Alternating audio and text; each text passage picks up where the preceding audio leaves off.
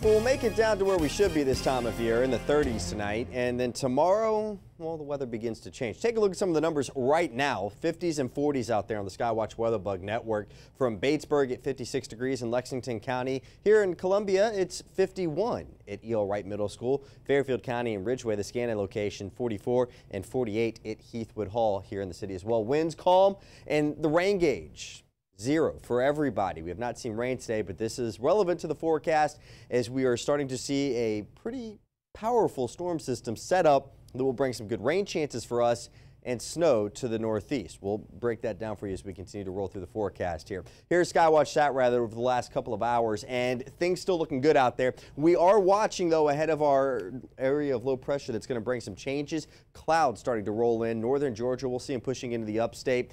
And then as we roll through the overnight hours here into the Midlands as well. And that'll also take us into the day on Thursday. Bigger picture now. Here's the shower activity around Louisiana, moving into Mississippi as well, towards the panhandle of Florida and parts of Alabama.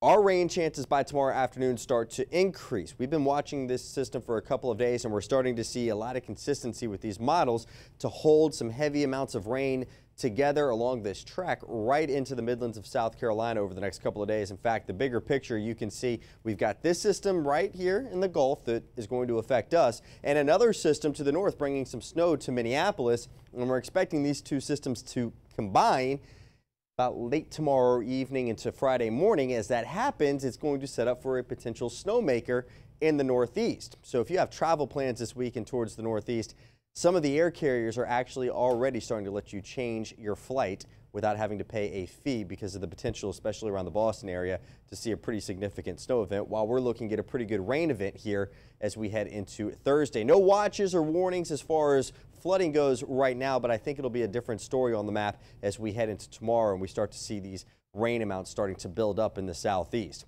Forecasted conditions, showers and even snow showers in Chicago all the way down into New Orleans. As we take a look at all this on Future Watch, here's our disturbance that brings the better chances for rain.